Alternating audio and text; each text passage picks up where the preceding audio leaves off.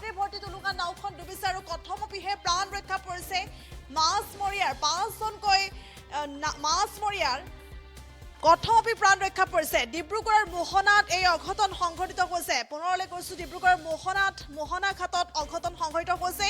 ব্ৰহ্মপুত্ৰৰ বুকুতে ডুবিছে টুলুঙা নাওখন আৰু কথমপিহে প্ৰাণ ৰক্ষা পৰিছে 5জনকৈ নাৱৰীয়াৰ। 5জনকৈ মাছমৰীয়াৰ কথমপি প্ৰাণ ৰক্ষা পৰিছে আৰু ডিব্ৰুগড়ৰ মোহনা ঘাটত সংঘটিত হৈছে এই অঘটন।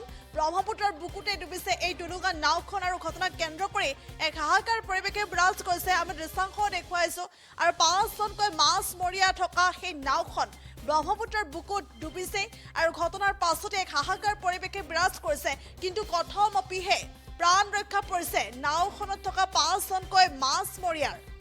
5জনকৈ মাছমৰীয়াৰ কথমপি প্ৰাণ ৰক্ষা পৰিছে বুলি এই মুহূৰ্তত জানিব পৰা গৈছে। ঘটনাস্থলীত ইতিমধ্যে উপস্থিত হৈছে SDRF বাহিনী, কিন্তু উপস্থিত হোৱাৰ পূৰ্বেই স্থানীয় লোকৰ সহায়ত ব্ৰহ্মপুত্ৰৰ বুকুৰ পৰা আটাইকেইজনকে উদ্ধাৰ কৰা হৈছে।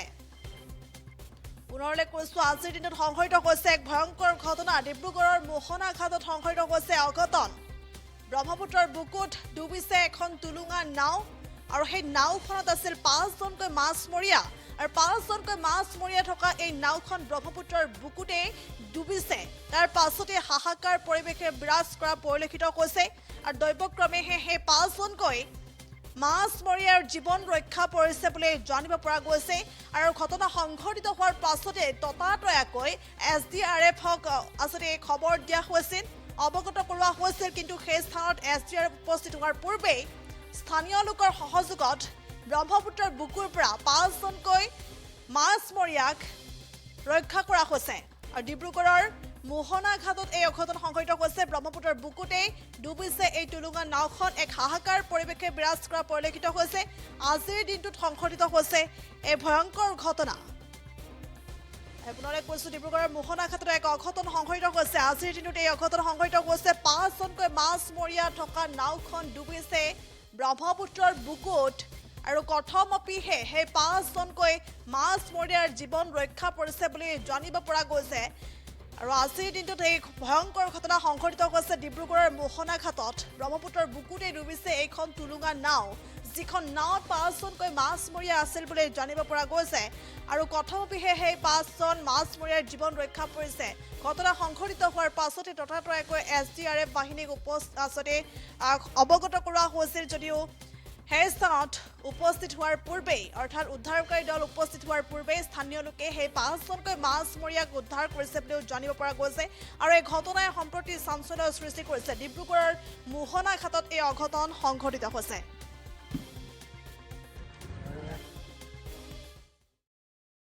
পাই মুহূৰ্তে হেৰি ভৰকাত সোমাই গ'লো।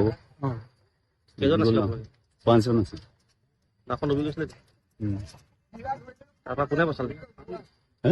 বচালে কোনে? নিজে আমি নিজে বাছি। 5জনে বাচিলে। মাছ ধৰিবলৈ গৈছিলে?